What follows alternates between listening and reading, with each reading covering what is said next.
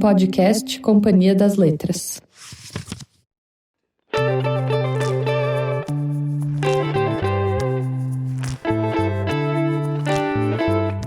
Hoje a Rádio Companhia recebe duas autoras muito especiais. Uma é best-seller, escreve e publica há anos. A outra está lançando seu primeiro romance pela Companhia das Letras e é uma aposta para 2025. Socorro Racioli já é bem conhecida dos leitores que acompanham o nosso catálogo. É autora de romances, livros infantis e juvenis, já vendeu mais de 200 mil exemplares pela companhia. Além de uma escritora premiada, Socorro é também uma entusiasta da formação de novos autores. Foi professora de nomes como Estênio Gardel e da Dia Bárbara Nobre, nossa outra convidada de hoje. Dia é doutora em História, professora e pesquisadora. Ela já publicou um livro de não-ficção, que foi uma adaptação da sua tese de doutorado, e outro que é uma mistura de conto, romance e poesia. Agora ela estreia na Companhia das Letras com um romance de fôlego, O Boca do Mundo. O episódio de hoje é sobre o que muita gente chama de fantástico, mas que na verdade é só a realidade. A gente vai falar de literatura, história, ancestralidade, Brasil, espiritualidade e muito mais. Eu sou Stephanie Rock e essa é a Rádio Companhia, o podcast que respeita a sua inteligência e alimenta o seu amor pelos livros.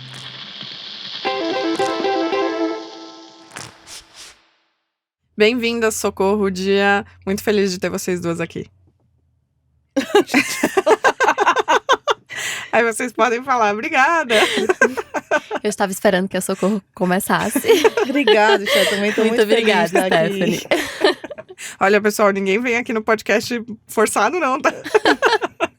Mas, bom, eu estou muito feliz, de fato, de ter vocês duas aqui, porque, além de eu ser fã das duas, claro, eu também sou editora. Eu estou numa posição muito privilegiada com Socorro e Dia na minha frente.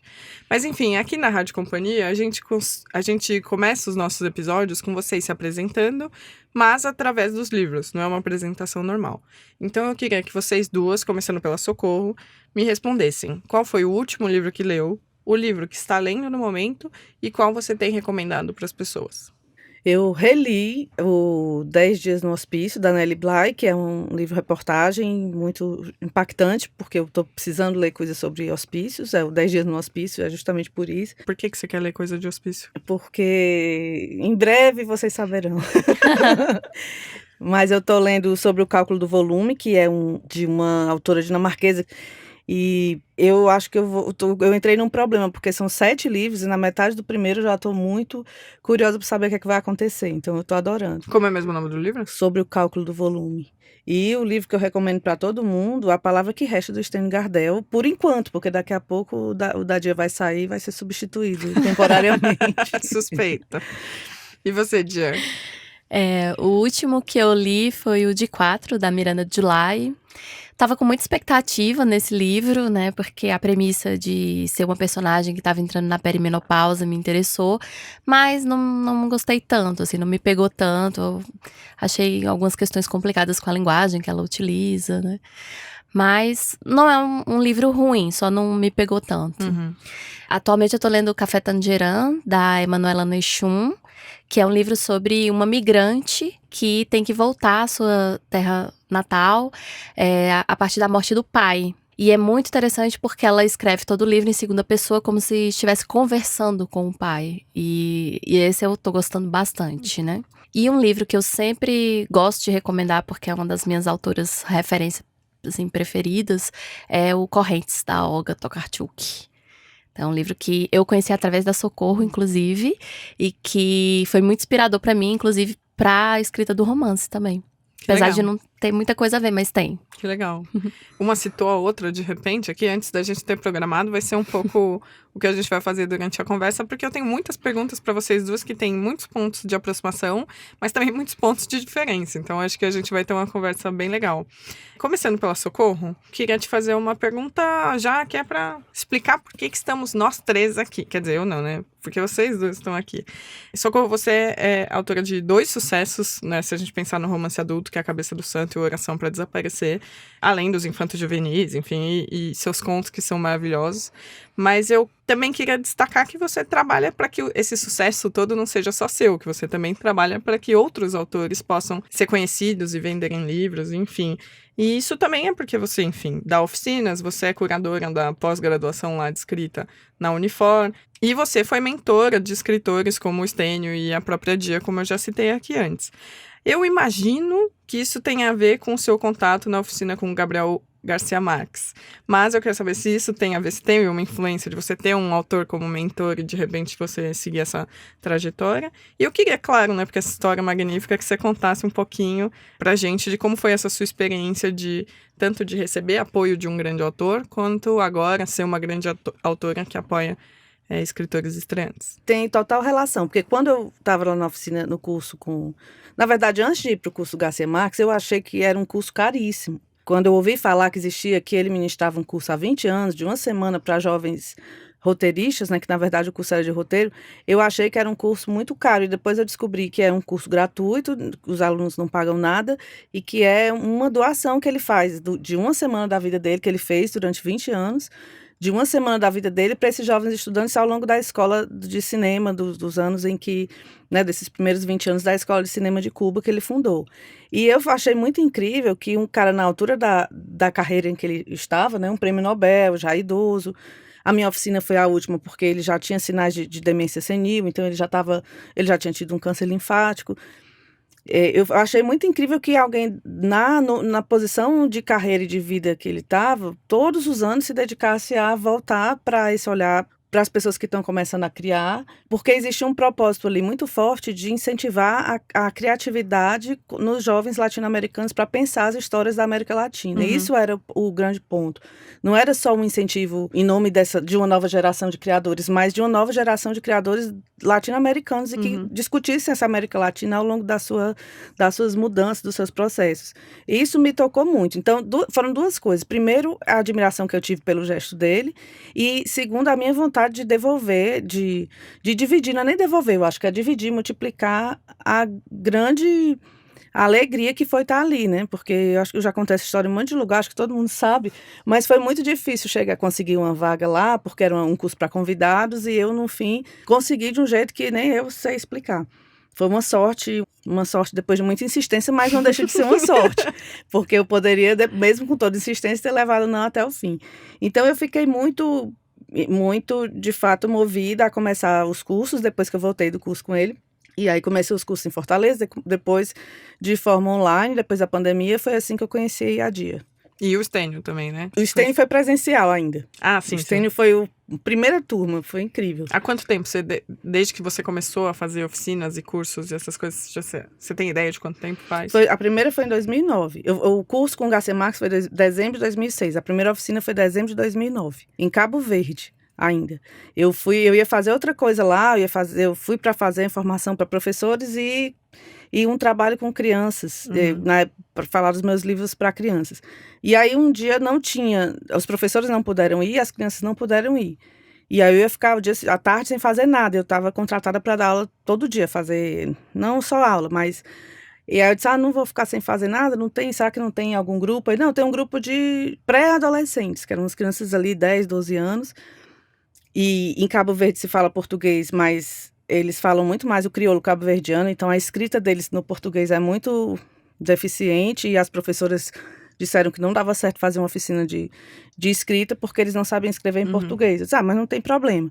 E aí eu propus o começo de uma história e pedi que eles desenvolvessem, que lá tem, em Cabo Verde, na praia principal da cidade, de praia, tem uma ilha, como se fosse um ilhéu, na verdade, que já funcionou um hospital psiquiátrico, um sanatório, um hospital para... E hoje é abandonada essa edificação, e quando a maré está baixa dá para ir a pé, andando pela praia. E quando sobe, obviamente, não se pode voltar. Então eu pedi que eles começassem uma história de alguém que vai, perde a hora e volta. E aí eles tinham que criar os personagens, as situações. E aí foi muito emocionante porque todos fizeram. E cada um fez uma história diferente. Fizeram história de amor, de terror, de tudo. E aí eu voltei muito animada para Fortaleza com essa experiência e comecei a montar as oficinas.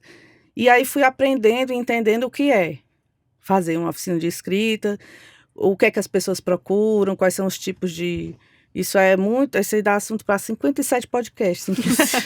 A gente pode criar uma série. Mas só com essa sua resposta já deu pra ver como você é generosa, Socorro. Então, é muito, muito... Acho que a nova geração de escritores, eu enquanto editora também, tenho muita sorte de ser contemporânea sua. Dia, eu tenho uma pergunta que tem a ver com o que a Socorro acabou de responder, né? Porque uma coisa foi, ela contou sobre como ela recebeu do Gabo, ela não está idosa, ela é totalmente, a experiência é totalmente diferente da que ela teve com o Gabo, você teve com ela. Então eu queria saber como foi a sua interação como nova autora, que estava ali tendo contato com uma escritora como a Socorro, porque você já tinha publicado o seu primeiro livro, claro, mas foi também uma experiência de estar ali em contato com outros grupos, então eu queria que você contasse duas coisas. Como foi essa experiência e como foi ali, que eu sei, desenvolver esse seu novo livro, que é O Boca do Mundo, e pedir para você contar pra gente sobre o que é o livro também. Então, esse livro que começou a ser gestado nessa interação com a Socorro e que chegou aqui para ser publicado para a companhia agora esse ano. Então, a Socorro talvez não lembre, mas a gente teve um contato que foi, na verdade, meio mágico também, né? Eu já conhecia a Socorro, já acompanhava no Instagram, já tinha lido os livros dela, né? Era algo que eu já também sempre acompanhava. Eu escrevi pra ela perguntando quando é que ia ter o curso da Unifor. E aí, na época, ela falou, não, acho que só ano que vem. E a gente começou a ficar em contato. E aí, um dia, eu acordei e eu passei muitos anos, né, na minha vida em terreiros de Umbanda. Eu incorporo e eu tenho uma guia, que é a minha cigana. E aí eu acordei e tirei o baralho. E por algum motivo, eu nunca postei nada sobre Umbanda, sobre baralho cigano, sobre nada. Por algum motivo, naquele dia, eu tive essa vontade de postar. E eu postei nos stories uma carta do baralho cigano falando alguma coisa que agora eu não lembro. E não deu, assim, 5 minutos, a Socorro mandou uma mensagem pra mim. E ela mandou uma mensagem assim, Dia, você tira baralho cigano? Aí eu falei, sim, eu tiro. Aí ela, você pode tirar pra mim? Eu não lembrava disso, meu Deus, como eu passo vergonha na minha vida. E aí eu disse, claro! Nossa, Socorro Racioli pedindo pra eu tirar o baralho pra ela. Claro, vamos fazer um chamado de vídeo. A gente marcou, fizemos. Eu tirei o baralho, a gente conversou. E nisso a gente começou a conversar. E aí foi quando ela falou que ela, olha, eu tô organizando um grupo pequeno de autores que querem escrever algo novo. E eu vou fazer uma mentoria, mas é muito seleto e tal. Você quer participar? E eu já tinha a ideia do meu romance. E, claro, fiquei louca. Nossa, ela tá me convidando. Um curso também, de graça. Também, assim, quando que eu ia ter essa oportunidade? E aí eu fui, né? E aí a gente começou, era um grupo bem pequeno mesmo, né? Com uma galera muito legal. E eu apresentei a ideia, né, do romance. E que, na verdade, não mudou muito. Mas era isso, assim. Era um encontro de mulheres em uma encruzilhada. O mote foi isso, a encruzilhada, né?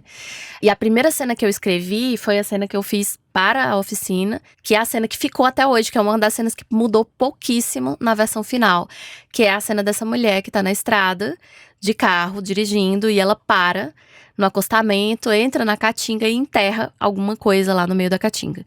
Então essa cena é uma cena que ela praticamente não mudou, permaneceu já na versão final. Então, esse contato que eu tive com a Socorro, que é esse contato meio místico, meio mágico, mas também que acontece nesse lugar, né, da materialidade, foi muito importante pra mim, assim, e isso tá no livro também, né, essa coisa meio mística, mas que tem tudo a ver com a realidade, que acontece na realidade, né. E aí o romance é sobre 4 personagens, né? 4 mulheres que se encontram nessa encruzilhada. Essa encruzilhada, ela vira um povoado, e é um povoado de mulheres. Um povoado onde só nascem mulheres e que é regido por mulheres. Então são 4 personagens.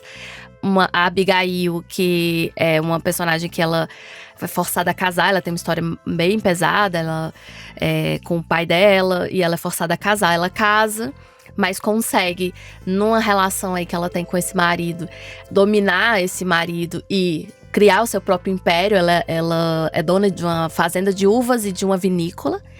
A Teresa, que é uma personagem que tá fugindo, né, de uma situação de violência, que chega no povoado. Hermínia, que é a filha de Abigail, e que a gente conhece Hermínia viva e morta. E a última personagem, que é o próprio povoado, que se transmuta em serpente, e também uma entidade, que é Urânia, né? Que é onde tudo acontece. Muito legal. E muito fantástico, né? E acho que essa é a palavra que eu vou usar bastante, mas também sempre com a ressalva que eu já disse. Esse papo de fantástico, regionalismo mágico, vamos com calma nisso, mas eu já vou fazer uma pergunta a respeito. Mas, fantástico. Vou passar para Socorro. Socorro, eu queria falar um pouco sobre o Oração para Desaparecer, que eu tive o prazer de editar e que é uma belezinha, assim como Boca do Mundo também, mas que tem uma força muito grande da ancestralidade, né? É uma história que, não só da ancestralidade, mas enfim, da espiritualidade também, e que tem uma coisa muito fincada na Terra. A gente tem uma personagem que ela é tirada da Terra logo no começo e morre e volta a viver, essa relação um pouco mística, né? Então eu queria que você falasse um pouco sobre esse aspecto de ancestralidade no Oração para Desaparecer, essa questão da terra, essa questão do espírito, enfim, isso que o Oração trouxe e que é tão forte. É engraçado porque as coisas mais absurdas da oração são coisas que eu pesquisei, que as pessoas, que os entrevistados me disseram, né? A história do livro, ele parte da parte real da história dessa igreja lá em Almofala. Então a igreja, de fato, ficou enterrada, isso não foi eu que inventei, as pessoas acham que eu inventei, mas ela ficou realmente 45 anos enterrada. E ela é uma igreja que é construída a partir de um pacto de paz entre os padres seculares portugueses e os Tremembés.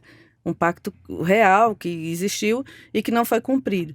Então, se eu quisesse contar a história dessa igreja, esse enterro da igreja e tudo que vai acontecer com essa personagem que é desenterrada em Portugal, tudo que acontece com ela, sem falar da origem dessa história, da explicação mística dessa história que vem do povo Tremembé, que até hoje é o dono daquela terra, apesar de eles estão lutando pela concessão, estão lutando pela demarcação, a demarcação ainda não está efetivada, mas eu não tinha como contar essa história sem falar desse povo. E foi, na verdade, um ponto que me trouxe muita preocupação e que eu levei muito a sério na hora de pesquisar e de escrever, porque eu tinha muito medo de cometer erros históricos, ou então eu tive a assessoria de 2 antropólogos que acompanharam toda a pesquisa e toda a escrita. Recentemente eu pude, por causa do filme, que agora já saiu matéria em todo canto, então já posso falar, quem vai fazer a Joana, a personagem principal, né, é a Alice Carvalho. Então nós fomos eu, a Alice, a Nara Normandi, que é a roteirista, e a Diane Maia, que vai ser a diretora.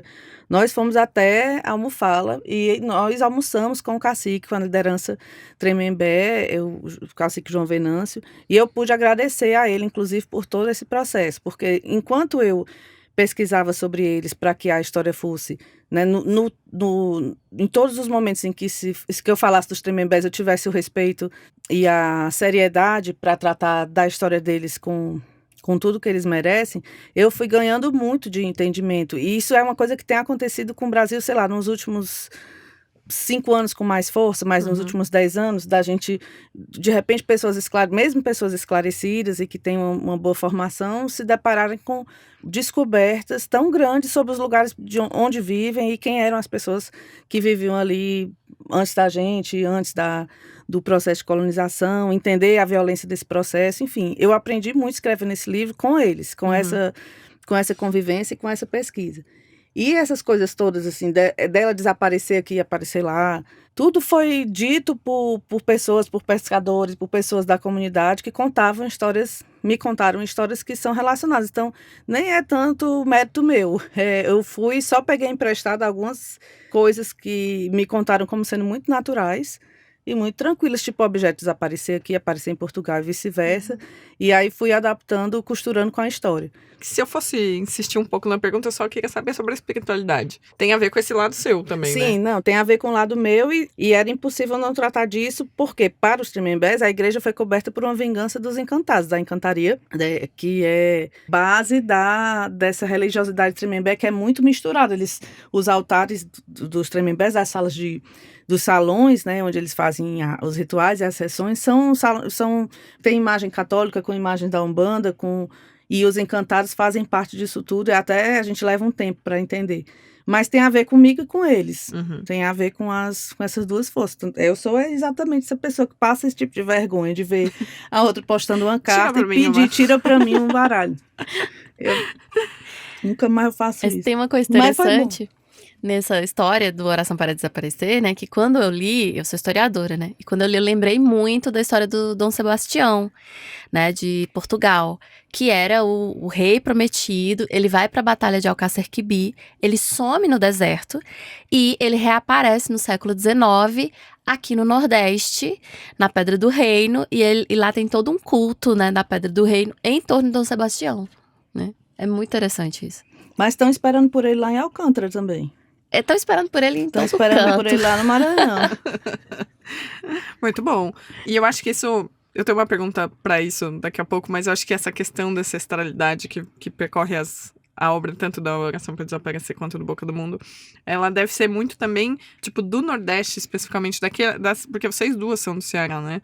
Então, acho que essa questão ser forte nas duas obras é muito interessante, essa intersecção. Mas, bom, daqui a pouco a gente fala disso.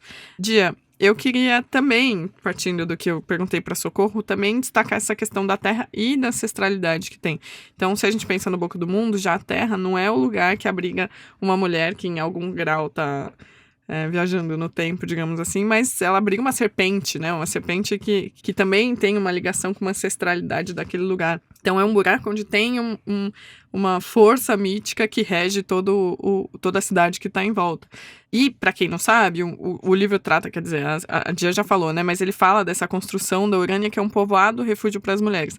Então, eu queria que você contasse, desde essa noção de ancestralidade, da questão da terra, da serpente, enfim, da própria criação de Urânia, quais foram as suas inspirações para criar essa história? Então, quando eu pensei em Urânia, né, eu pensei na minha experiência enquanto também sertaneja. Eu sou do sertão do Ceará, no Cariri, Vale do Cariri, né, a Socorro de Fortaleza é lá do litoral. Mas eu sou do interior lá, o extremo oposto, né? E nos últimos 9 anos eu morei no sertão do Pernambuco. Então, quando eu pensei em Urânia, eu pensei em criar um sertão próprio.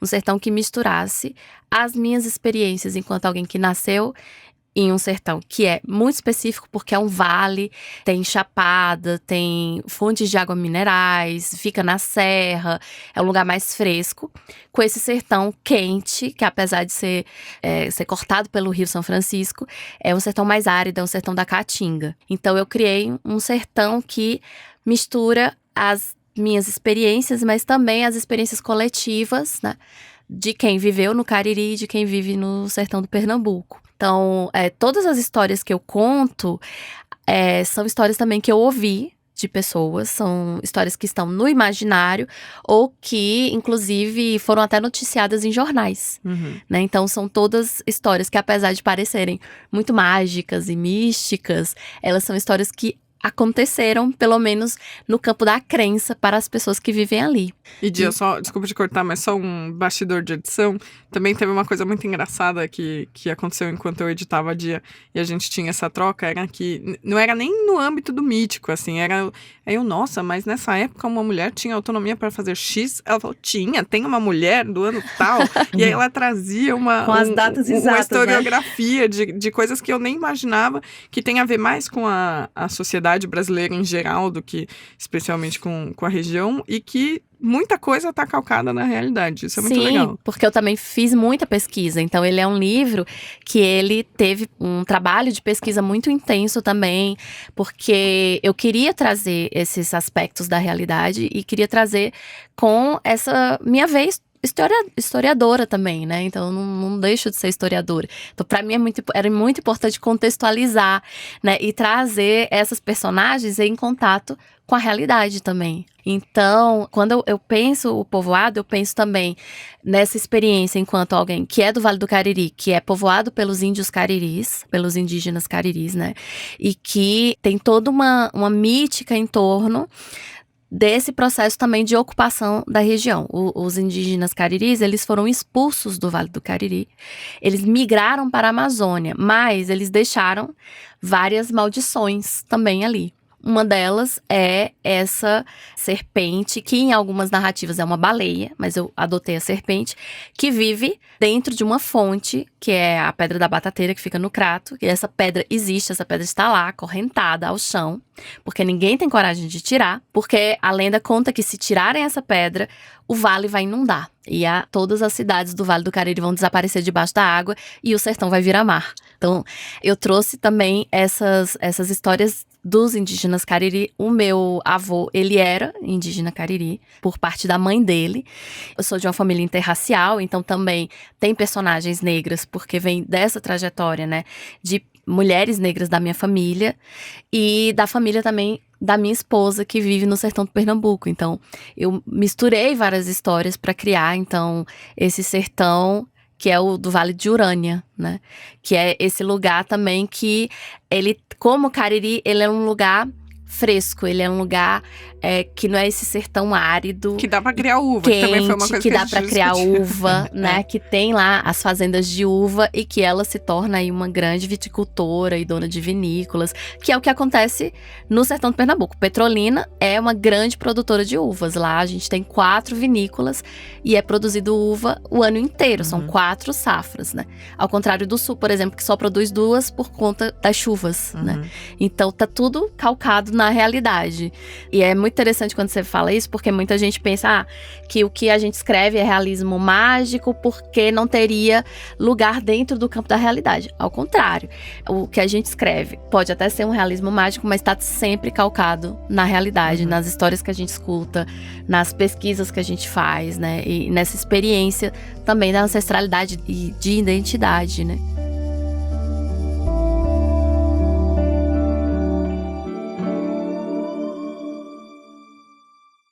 E vocês já cantaram a bola antes, eu já cantei a bola antes, que eu queria justamente falar sobre, primeiro, né, a gente tá falando de fantástico, de realismo mágico e tal, mas também tem o passo além, que é o regionalismo mágico, ou a literatura regionalista.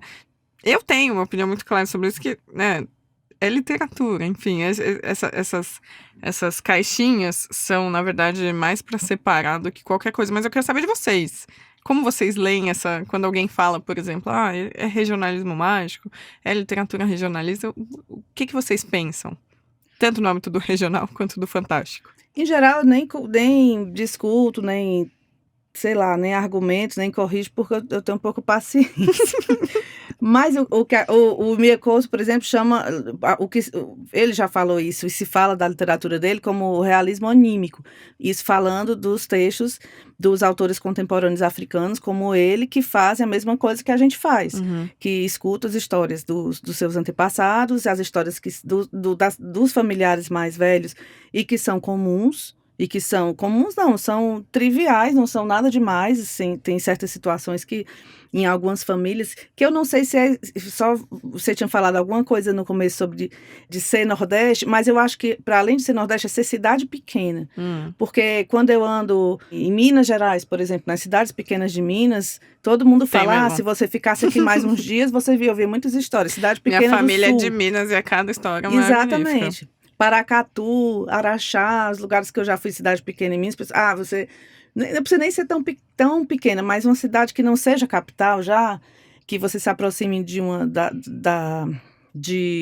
lugares um pouco mais tranquilos e que não tem uma vida tão acelerada, todo mundo está observando melhor, escutando melhor, e aí se vê mais coisas, se sabe de mais coisas. Eu acho que é comum de cidades pequenas.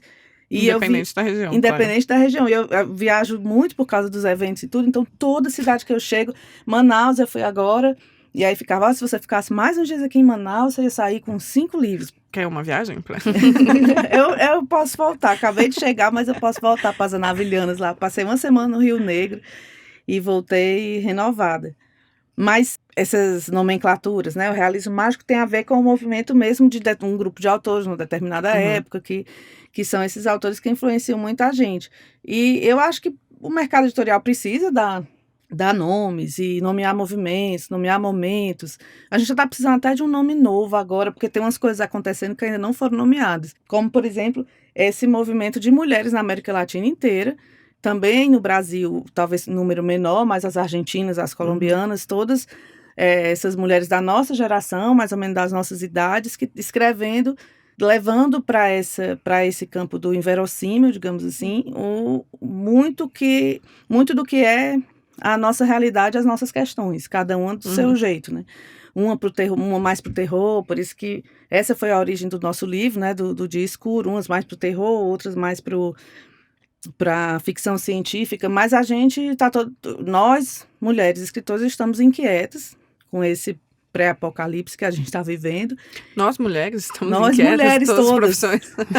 E todo mundo tentando elaborar de alguma maneira, né? Mas a gente tá falando de pré-apocalipse, eu lembrei que eu fiz uma mesa com o Chico Sá em Minas. E o Chico Sá disse que tem tanto orgulho do cearense, que ele é cearense também, do pioneirismo do cearense, que ele tem certeza que o marco do fim do mundo vai ser a Pedra da Batateira desabando, que ele está convicto de Ele que é do Crato. É do Crato, que é no Crato que vai começar o fim do mundo. Será que vão tirar a pedra? Talvez, Vão né? mexer na pedra e aí acabou-se. O sertão vai virar mar. Chico Sá tem certeza absoluta que o Ceará vai ser o pioneiro do apocalipse. Eu também tô Eu também achando. acho. Tu tá longe, né? Eu tô lá. Eu saí, né? Agora eu tô em Minas. Tu tá em Minas, É. vai demorar a chegar lá. Pra lá eu vou apocalipsar primeiro. Inclusive, uma coisa interessante é que o povoado de Urânia, quando eu pensei o povoado de Urânia como esse povoado de mulheres, né? Isso foi inspirado, inclusive, numa comunidade mineira, que é a comunidade de Noivas do Cordeiro. Tem uma comunidade em Minas, são mulheres, é uma cidade só de mulheres, autossustentável. Elas produzem tudo o que elas consomem. Inclusive, elas têm uma produção de tangerina, que elas vendem tangerina. E é uma produção totalmente vinculada à figura de uma matriarca, né, que viveu lá, e que tem uma história muito legal também, que eu penso em abordar futuramente, que ela casou com um cara também num casamento com um cara bem mais velho, mas ela se apaixona por um rapazinho e foge com esse rapaz e vai pra esse lugar que vai ser fundado Noivas do Cordeiro. Então, quando eu pensei também em Urânia como terra de mulheres, foi muito pensando na comunidade de Noivas do Cordeiro, que é no sertão de Minas, né? Então, são vários sertões aí, né? E aí, pensando na pergunta que você fez, eu acho que o termo realismo mágico não me incomoda de jeito nenhum. Eu acho que é algo muito interessante, pensar a realidade a partir desse filtro, né? Daquilo que a gente não conhece, né? Daquilo que é o sobrenatural. Enfim, esse termo não me incomoda. Agora, quando a gente pensa em regionalismo, aí também, como a Socorro, eu não tenho muita paciência, assim, Por quê? Eu acho que a gente vive no Brasil uma tradição literária que se focou muito ali nesse eixo Rio-São Paulo. E quando você tem escritores ou escritoras, né, que produzem nesse eixo, que são desse eixo, essa literatura é universal. Uhum. Mas quando a gente tá fora, então se torna regional. Então, quem produz no norte é a literatura regional, quem produz no nordeste é a literatura regional. Então, Até mulher, né?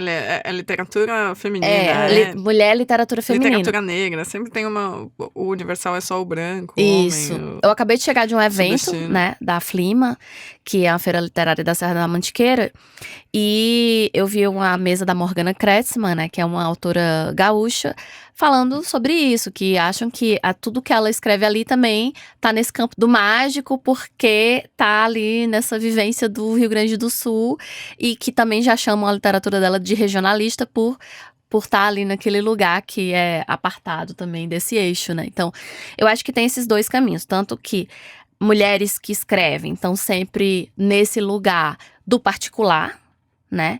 Parece que a mulher não pode escrever literatura universal, ou seja, que cause identificação, né, com qualquer lugar, com qualquer tempo. E mulheres que escrevem também fora desse eixo Rio-São Paulo. Então, o termo regionalismo, sim, esse termo é um termo que me incomoda, porque é um termo preconceituoso, né? Um termo que mostra que você não tem conhecimento, inclusive, sobre a própria trajetória da literatura nacional, que a gente tem grandes nomes como Jorge Amado, José Lins do Rego, que estão escrevendo ali, a própria Clarice Lispector, que, apesar de radicada no Rio de Janeiro, era pernambucana, Raquel de Queiroz, enfim, várias autoras que estão fora do eixo que são grandes nomes da literatura nacional e que trazem um texto universal, um texto que você se identifica em qualquer lugar e tempo que você leia, né? Até isso de considerar existir um eixo, que Rio e São Paulo é um eixo, eu acho que esse eixo tá cada vez mais se desfazendo, porque hoje o que o Brasil está lendo em ficção são textos produzidos em outros lugares e vem de outras vozes. Eu acho que esses últimos anos, esse aumento de oficinas literárias, aumento do número de editoras e de iniciativas ligados à escrita literária, que tem também um lado negativo nisso, mas o lado positivo é que a gente tem tido a oportunidade de ler novas vozes, outras pessoas falando de outras histórias. E a gente tem E isso, o que as pessoas, o que a população brasileira, a população leitora brasileira mais está lendo são os textos de autores que surgiram, que despontaram, sei lá, nos últimos 10 anos. Além de Clarice, sempre é uma autora muito lida, Jorge Amado é um autor muito lido, dos clássicos brasileiros, mas os contemporâneos estão sendo lidos e amados no Brasil, né? Os eventos estão lotados de pessoas querendo ver Você é um os exemplo, autores. né, Socorro? Eu estou muito impressionada com isso, assim, os eventos que eu participo, eu com outros colegas escritores, todas as mesas estão lotadas, as filas estão todas lotadas, está todo mundo querendo ver a gente e querendo contar das experiências de leitura. Eu sou muito, muito amiga do Itamar, então a gente sempre conversa. A gente sempre conversa sobre a forma como as pessoas recebem os livros e as histórias, né? Então, eu não sei se já aconteceu no Brasil um momento tão fértil, mas além da leitura, é o fato do brasileiro estar muito apaixonado pelos autores e autores brasileiros, apaixonado, encantado, torcendo. E tanto clube de leitura, tanta gente organizando clube de leitura de forma voluntária, além do Ler Mulheres, que é incrível, além dos clubes, das iniciativas que já existiam, dos clubes de assinatura, mas as pessoas que se juntam, amigos que se juntam para criar um clube de leitura para ler autores nacionais. Eu não sei se já existiu um momento assim na história da literatura brasileira. E aí, essas fronteiras todas, elas se diluem nisso. Isso são fronteiras mesmo fruto desse preconceito que está bem fora de moda. Eu acho que quem ainda tem esse preconceito está meio que comendo poeira, porque o movimento tem sido bem outro. O movimento do mercado editorial, dos leitores, do que tem acontecido no Brasil, tem sido bem outro. Quanto mais novidade, quanto mais histórias diversificadas, autores novos surgindo, mais as pessoas estão ficando encantadas, mais aquece o mercado. É coletivo, não é individual, né? A gente escreve sozinho em casa, sofrendo, chorando e mandando mensagem para a editora dizendo que nada vale a pena, mas na verdade os processos são todos coletivos. Não é? Sim. A gente cresce, todo mundo, se todo mundo de alguma forma se compreender o que está todo mundo fazendo e caminhar nos mesmos passos. E aí não está tendo espaço. Se alguém ainda tem esse preconceito de achar que só o que se faz no Nordeste é só regionalismo, o que se faz no Sul, eu acho que talvez seja muito mais um despeito do que uma outra coisa. Concordo. Porque a gente tem arrasado, desculpa aí. Tem mesmo.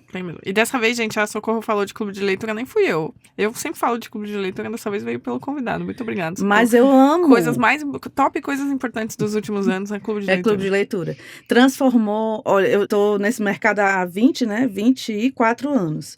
Que eu escrevo, publico, participo de eventos. Essa importância, crescimento dos clubes de leitura transformou. Se existe um fator, eu acho.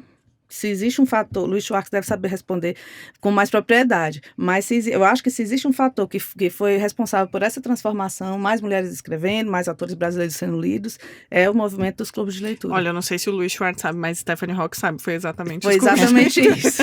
Então, pronto, e muitos clubes que são liderados por mulheres. São, esse movimento de se apropriar, de estar dividindo a leitura, acho que eu sempre falo aqui, mas o clube de leitura, ele consegue transpor a literatura porque ele fala da realidade a partir da literatura. Então, as mulheres se juntam para ler um livro e, de repente, elas estão ali compartilhando experiências traumáticas ou experiências positivas, enfim, estão construindo quase um grupo político, né, de debate político a partir da literatura. E não tem nada mais rico do que isso, você poder ler, você viver uma realidade, ser confrontada pela leitura do outro e construir uma nova juntos. Clube é tudo mesmo. E tem uma coisa que eu acho interessante, que eu já ouvi muito, que é, quando eu participo de um clube de leitura, é a possibilidade dessas pessoas que estão lendo conversarem com os autores. Também então isso é muito especial, eu acho, para as leituras, que também, né? Uma coisa que ajudou muito nos clubes é que, em algum grau, deixou de ser tão vertical, né? O autor já não tá mais tão longe, ele tá perto, Sim. Ele te responde, ele te acessa na internet, enfim, tá tudo mais acessível. Bom, mas eu tenho mais 2 perguntas antes que o nosso tempo acabe. E eu queria perguntar, primeiro, a gente falou de várias coisas que vocês têm em comum, mas eu queria também falar sobre o que vocês têm de muito diferente. Os livros da Socorro, quem já leu sabe que são livros que são bem-humorados, eles têm história de amor, são histórias que, apesar de tudo e de todos os temas que são abordados, são leves, é isso que você lê e fica feliz, tanto é que tantos leitores são tão apaixonados. Por outro lado, o livro da Dia é quase terror terror, assim. Ele vai pro incômodo, pro absurdo, pra cenas mais de violência do que, por exemplo, os da Socorro. Então eu queria que vocês falassem sobre essa característica que eu acho que é marcante na obra das duas. Vai ser, porque a Dia está lançando o seu romance agora, mas eu acho que são características que podem ser muito bem destacadas das duas e que é muito diferente. Qual a abordagem de uma coisa mais bem-humorada pra abordagem de uma coisa que é horror. E aí eu queria saber, pode começar você, Dia, sobre essa característica da literatura que você aborda e como você acha que isso vai ser recebido pelas pessoas no seu livro. Então, existe um mito, né, que todo cearense é engraçado, né? E aí eu tenho um amigo meu que diz assim, que eu sou a cearense menos engraçada que ele já conheceu na vida. É mesmo? E você é engraçada. Você Mas acha? eu também sou engraçada, porque tanto faz. A gente tá querendo ser cearense. Ela tá. A gente vai dar cidadania Eu vou cearense pra resolver ela. isso lá em Fortaleza quando eu voltar. Então, eu adoro a literatura da Socorro, adoro o bom humor da Socorro. A gente participou de uma mesa na Flip no ano passado. E assim, eu não sabia o que falar depois que a Socorro falava, sabe? Eu fiquei muito nervosa. Aí a impressão que eu tenho é que eu só falei besteira, porque eu não. Porque assim, eu escuto a Socorro falar, eu fico hipnotizada. E o que é que eu vou falar depois dessa mulher, né? Mas, falando sobre a escolha da linguagem, né? Eu acho que a minha tendência é uma tendência mais dramática. Eu acho que eu sou uma pessoa mais melancólica, mais dramática e tal. Mas nesse livro, eu queria muito falar sobre essa violência, porque o pano de fundo é essas violências que as mulheres sofrem, né? Então tem todo tipo de violência que você imaginar, institucional, financeira, física, etc. Mas sem usar uma linguagem violenta. E aí eu acho que esse trabalho de edição que você fez foi fundamental pra isso, assim, pra eu maneirar, digamos assim, né, nessa linguagem, trazendo cenas que são bem violentas, mas que trazem talvez um alento também, né? E aí eu lembro que uma das primeiras coisas que você me perguntou quando você leu a primeira versão do livro foi assim: Dia, o que é que você não abre mão nesse livro? E aí eu lembro que eu respondi: eu não abro mão de ter um final feliz. Porque eu queria que esse... Olha o spoiler, Dia. Não, mas aí o final feliz... E aí é relativo, porque... É verdade. Esse final, né? Até a Morgana falou, esse final é relativo, se ele é feliz ou não, né? Mas eu acho que pra mim é. E aí, é interessante isso, que apesar de ser esse livro que ele tem um peso maior, né? Eu acho que ele traz alento em muitos momentos, entende? Então eu acho que é uma escolha mesmo da minha própria vivência, né? Eu tenho uma história de vida que é muito violenta, né? Que passa por diversos tipos de violências e de abandono. E que eu acabo trazendo isso pra literatura. Acho que pra mim é inevitável, sabe? Sem falar que é isso, eu acho que eu não sei ser engraçada. É muito bom que você fala, não sei se é engraçado, a gente ri. Muito bom. E você, Socorro? Não, olha, eu tinha muito medo de falar em público, até sei lá que idade, assim, ainda na faculdade, assim, no meio da faculdade, eu tinha medo de falar em público. Um certo dia, eu decidi que eu não ia mais me preocupar, porque você falar em público, você fica com aquela preocupação, o que é que as pessoas como é que vão lhe julgar, o que é que você vai dizer, se você vai dizer besteira. E aí eu pensei, se eu já partir do princípio que eu vou dizer besteira, a minha preocupação some. E eu tenho que trabalhar falando com o público, então vai ter que ser assim, porque senão eu vou ter que... Na base da besteira. Inventar outra... Então eu me despreocupo completamente com uma formalidade que me atrapalhou durante muitos anos. Então, como eu já subo em qualquer lugar, para qualquer plateia, para falar... sabendo que eu não vou fingir ser o que eu não sou, então o que eu sou é isso mesmo, e as coisas foram ficando mais fáceis. E, de fato, eu sou bem-humorada, naturalmente bem-humorada. Pelo menos tendo de ser. Sou muito dramática também, tem um lado muito dramático, a gente acompanha isso.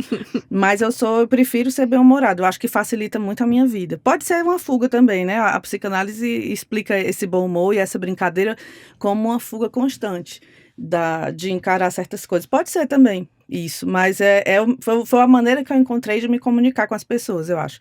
E nos textos é porque as histórias caminham para isso, né? Você tem uma história de uma pessoa que entra numa cabeça de um santo e começa a enganar os outros e ganhar dinheiro enganando, porque vai fazer os casais no interior do Ceará. Não tem como isso ser sério. Então, os temas me levam para isso. Mas tem uma dose de tiririca também na minha alma que eu não consigo largar. Eu tô esperando tu perguntar uma coisa, que se tu não for perguntar, eu vou falar. Pois então, falei a pergunta. Eu pensei que você me perguntar o que foi que chamou a atenção quando a Dia foi sua aluna. Porque eu vou então alguma coisa assim. Então, me conta, o que chamou a atenção quando a Gia foi sua aluna? Eu vou forçar uma pergunta, impor uma pergunta. Não saiu na carta da cigana, não, né? Não sei o que Não. foi. Não foi por isso, não. Eu tava com alguma questão na época. Era uma questão pessoal. Era uma questão pessoal, que eu tava muito angustiada, e aí eu tava querendo que alguém me desse uma resposta. Uhum. Não foi nada. Aí depois, como eu tinha lido o teu livro, Você leu de poesia, Todos os Meus Humores. Todos os Meus Humores. Eu li Todos os Meus Humores, eu postei, eu gostei muito. E eu já tinha gostado de ser um livro de poesia que me chamou muito a atenção ela fazer essa explicação científica dos humores, de como isso controla o temperamento humano, já me chamou a atenção. E quando você lida com muito texto, lê muito texto, muito autor o tempo inteiro, como eu parei com os cursos, agora esse ano eu não estou mais fazendo curso, mas como eu vivia lendo sempre muito texto, conhecendo muitas pessoas e ouvindo muitos projetos, quando uma pessoa ou um projeto realmente tem uma segurança maior, aquilo chama a atenção, só falta apitar. E no caso da Dia, foi primeiro isso, ela não se contentar com uma escrita impressionista, assim, apesar dela ter acabado de falar que várias coisas do texto vêm da própria experiência, mas ela não se resume a isso. Uhum. Então, eu não tenho nem formação, nem inclinação, por exemplo, para acompanhar textos de autoficção. Uhum. Mas eu gosto muito e eu fico muito encantada quando eu vejo alguém que está disposto a inventar, que está disposto a fazer uma pesquisa, está disposto a inventar personagens, está disposto a mergulhar nessas pessoas novas. Aí veio a formação da Dia, a pesquisa dela, doutorado, que é um tema que eu amo, que é a história da Beata Maria de Araújo, e essa mulher que foi silenciada, foi abafada pela imagem do Padre Cícero, e que tem tantas histórias, e que a Dia pesquisou, foi para o Vaticano, consultou arquivos confidenciais do Vaticano. Aliás, essa história é magnífica. Essa história é incrível, eu fiquei muito encantada com ela, e com esse jeito dela de falar tudo muito bem explicado, e com todas as notas de rodapé. Ela já fala com nota de rodapé. Você conversa com a Dia naturalmente, ela já diz todas as notas de rodapé. Minha esposa fala que eu sou o Google dela. Então, eu fiquei querendo muito ajudar, incentivar, impulsionar, porque eu vi na Dia uma seriedade que fazia tempo que eu não estava vendo. Porque a gente sabe, né, que hoje a produção nas oficinas literárias, 95% das pessoas chegam com projetos de autoficção. E querendo escrever, de fato, um relato de situações vividas, situações reais, com um tratamento literário, mas um relato ali direto. Uhum. E no caso da Dia, mesmo que esses temas sejam temas que passam pela vida dela, e todos são, né? A gente escreve sobre as coisas que passam pela nossa vida, mas houve um trabalho muito intenso. Ela tinha muita paciência com as colocações e com as revisões. Teve um dia que ela se zangou comigo, tu lembra? Que eu ficava pedindo para tu tentar dizer de forma resumida sobre o que era o livro. Sim, fazer a sinopse, eu não a conseguia. Sinopse. Eu ficava, mas a sinopse não é... Até hoje eu não sei fazer a sinopse, gente. Eu não queria, na verdade, eu queria que ela me dissesse sobre o que é o livro, mas sem ser um resumo do livro. Uhum. Isso é muito difícil de fazer mesmo. Teve um dia que ela se irritou comigo. Aí depois que ela se irritou, ela conseguiu. É assim. É meu método. Forçou, né? Meu método depois da irritação. Mas não foi uma irritação, foi na verdade foi muito mais uma irritação comigo, de eu não estar conseguindo fazer o que ela estava me pedindo. Foi mais, não foi com ela, foi comigo mesma. É porque eu assisti muito Karate Kid. O mestre. Tira casaco, bota casaco. Exato, eu assisti muitas vezes aquele filme, aí eu adaptei. Mas Socorro fala isso, mas eu acho que vem um pouco também isso da minha própria formação. Eu tenho muito respeito por ela e eu admiro muito a literatura dela. Então eu sei que se ela estava me dizendo algo, olha, isso aqui pode melhorar, isso aqui é porque pode, entende? Então, do mesmo jeito no trabalho de edição com você, né? Quando você me dizia, isso aqui a gente pode melhorar isso, a gente pode abranger mais coisas aqui. Então, eu tenho muito respeito por isso, né? Pela trajetória das pessoas que estão ali me guiando. E se eu tô com essas pessoas, eu tenho que seguir, eu acho, né? Eu sou muito, nesse sentido, eu sou muito obediente, assim. Eu sou muito subversiva, mas nesse sentido, É disciplinado. eu sou muito disciplinada, né? De seguir, então, as pessoas que eu respeito, que eu admiro, e escutar. Eu acho que uma coisa que a gente falta muito no mundo hoje é escuta, né? Você escutar o que o outro tá dizendo sem levar como um ataque pessoal, né? Então, por isso, eu não me irritei com você, eu quero deixar isso bem claro. Me irritei comigo mesma, de eu não, naquele momento, eu não estar conseguindo responder algo que você estava me perguntando, entende? Porque muita gente me procura, eu acho que muita gente que vai ouvir aqui o podcast quer escrever, ou tem um livro escrito, ou está escrevendo um livro, quer publicar, porque as pessoas estão muito, muito interessadas na escrita. E isso é uma profissão, a profissão do escritor, de todas as pessoas trabalham com livro, mas a profissão do escritor exige muita paciência. E exige preparação, exige formação, não só a formação acadêmica, que no caso a Dia tem, mas a formação de se preparar para exercer um ofício. E isso eu vi na Dia, essa consciência de que a formação de história dela também preparou para que ela exercesse esse ofício. Então, falta paciência e falta essa compreensão de que é uma carreira muito lenta e longa, lenta e demorada, e as coisas não acontecem do dia para a noite, e os livros não ficam prontos do dia para a noite. Né? E um editor não cuida de um livro do dia para a noite, não é? Então.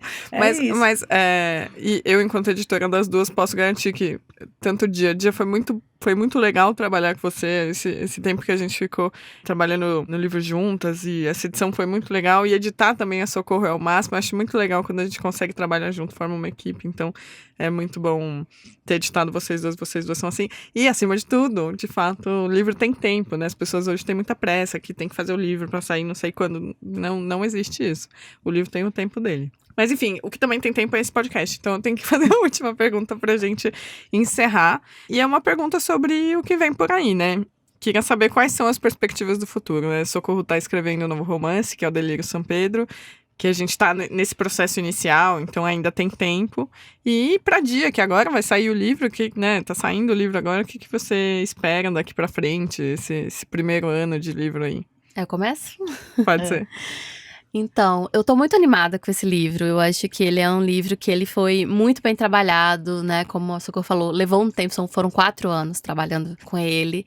A pré-venda já foi anunciada e teve uma recepção muito boa. A capa ficou linda, o projeto todo ficou lindo, né?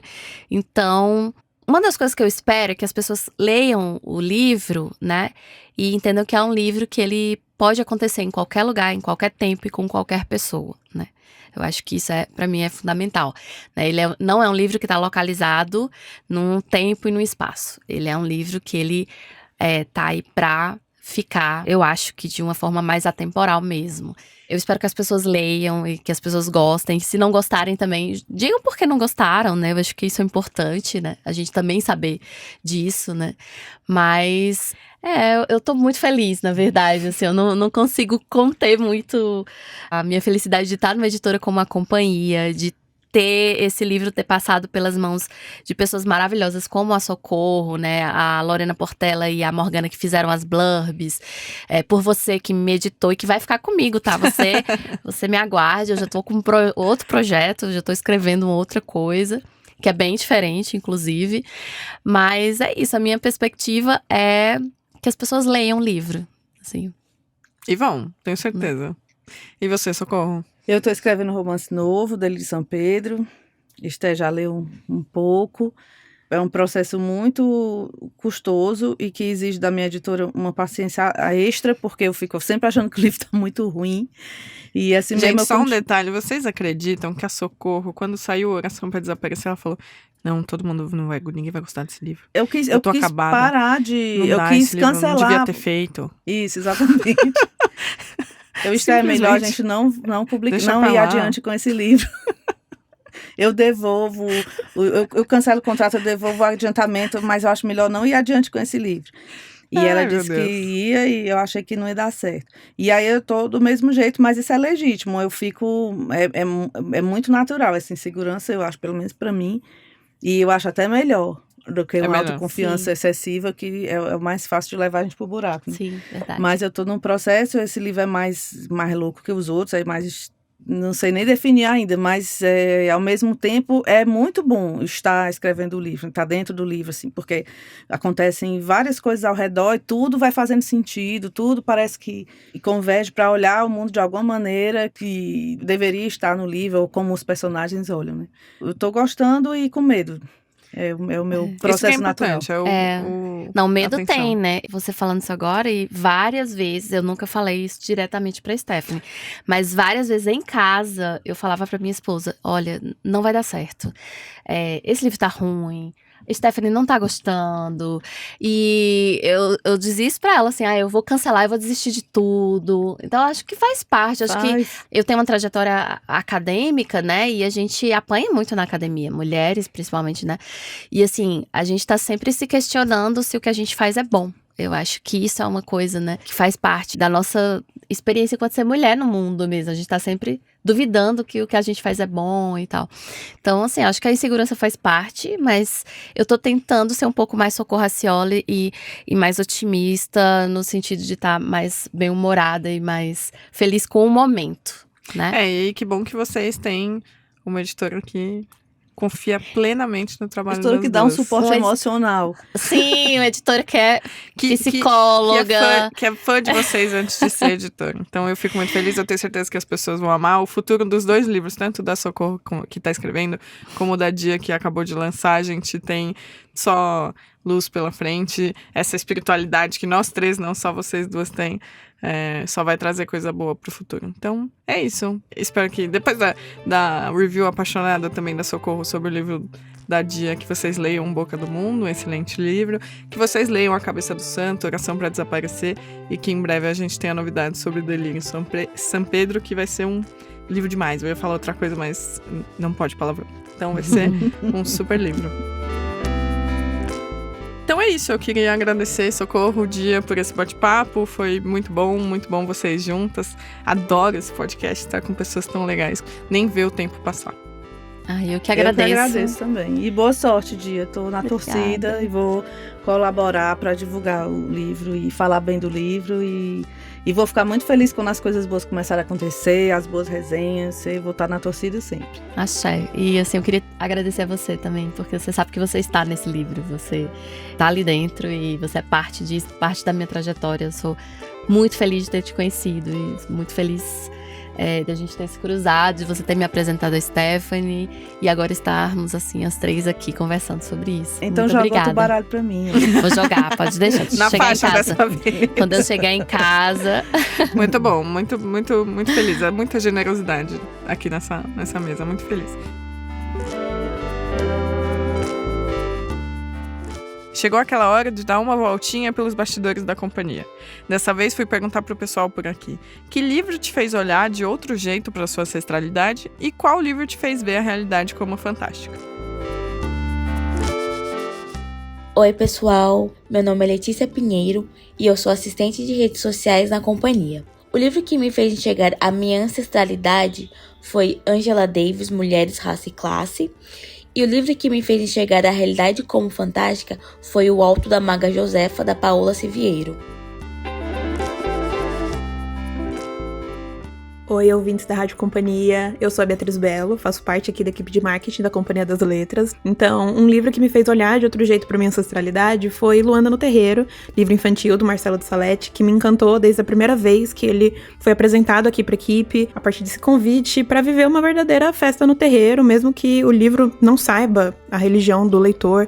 Então, são essas narrativas que batem de frente com o preconceito, sobretudo com religiões de matriz africana, que sempre ficam comigo e eu recomendo para todos, independente da fé e da idade. E para falar sobre um livro que me fez ver a realidade como fantástica, não teria como eu fugir das obras da Socorro Racioli, que eu tenho certeza que compartilhou histórias lindas ao longo desse episódio. A Bailarina Fantasma foi a minha porta de entrada na escrita da autora, que traz esse cenário excepcional, que é o Teatro de José de Alencar de Fortaleza, e essa figura enigmática que revive temas tão interessantes para além do mistério. Se você gostou da nossa conversa de hoje, compartilha com os amigos e siga a Rádio Companhia no seu tocador favorito. Essa foi a Rádio Companhia, um podcast da Companhia das Letras. A direção, roteiro e produção executiva são da Trovão Mídia. Edição, mixagem e montagem de som por Laila Moalen. Trilha sonora original de Pedro Pastoriz. Eu sou Stephanie Roque e fico por aqui. Boas leituras e até o próximo episódio.